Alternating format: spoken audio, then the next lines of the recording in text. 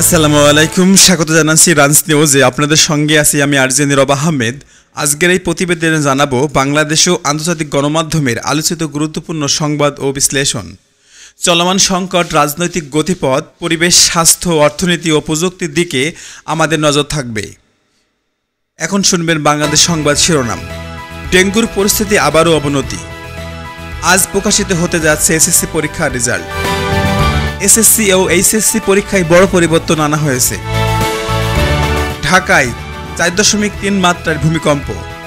নিত্যপণ্যের দাম আবারও বাড়ছে। এখন শুনবেন আন্তর্জাতিক সংবাদ শিরোনাম। যুক্তরাষ্ট্রের নির্বাচন পূর্ব বিতর্কে উত্তাপ। জার্মানিতে ভারী বৃষ্টিতে ভয়াবহ বন্যা। চীনে বিশ্বের প্রথম 6G টাওয়ার উদ্বোধন। প্যারিসের অলিম্পিক 2025-এর প্রস্তুতি প্রায় শেষ। বাংলাদেশ আবহাওয়া শিরোনাম। দেশের বিভিন্ন অঞ্চলের মাঝারি থেকে ভারী বৃষ্টি। ঢাকায় আংশিক মেঘলা ও বৃষ্টির সম্ভাবনা। দক্ষিণাঞ্চলে তাপ প্রবাহ অব্যাহত। বায়ুমানের অবনতি, মাস্ক ব্যবহারের সতর্কতা। এখন শুনবেন বাংলাদেশ সংবাদ বিশ্লেষণ। ডেঙ্গু পরিস্থিতি ভয়াবহ রূপ নিয়েছে। চলতি জুলাই মাসের 15,000-এর বেশি রোগী শনাক্তকরণ হয়েছে। বিশেষ ঢাকা, নারায়ণগঞ্জ, ময়মনসিংহ, চট্টগ্রামের আক্রান্ত সংখ্যা সর্বোচ্চ। স্বাস্থ্যমন্ত্রী জানান, প্রয়োজনীয় ঔষধ, বেড ও রক্তের সংকট মেটাতে প্রতিদিন সমন্বয়ক এবং সভা করা হচ্ছে। বিশেষজ্ঞরা বলছে, এডিস মশার বংশবিস্তারের রোধে নগর কর্তৃপক্ষের তৎপরতা এখনও সম্ভব নয়।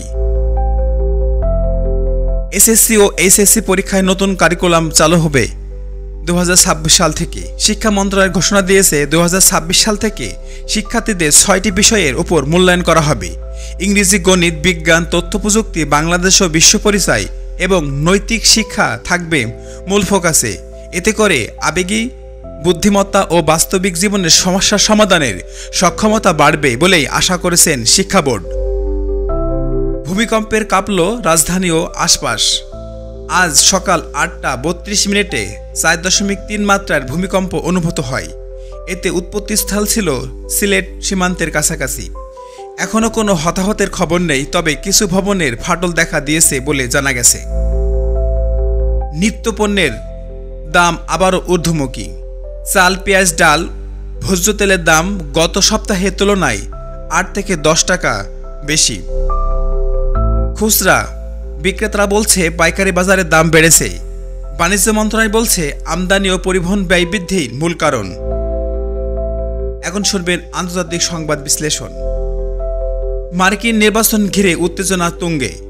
জো বাইডেন ও ডোনাল্ড ট্রাম্পের মধ্যে সম্পর্কিত বিতর্কে অভিভাষণ। অর্থনীতি ও চীনের উপরে নীতিমালা নিয়ে তীব্র প্রতিবাদ দেখা দিয়েছে।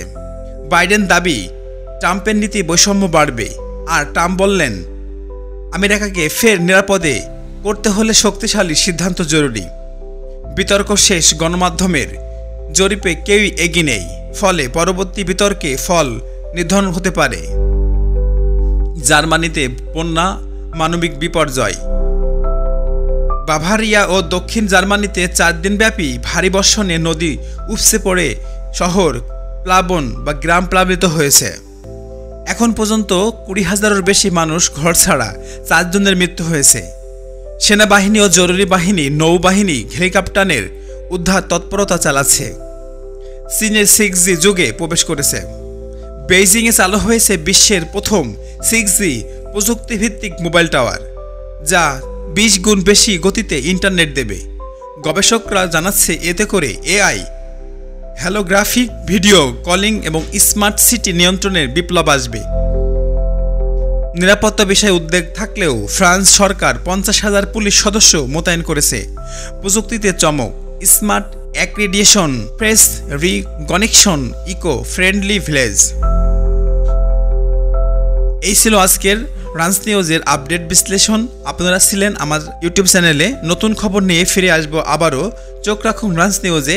সত্যের সঙ্গে থাকতে সচেতন থাকুন। আল্লাহ হাফেজ।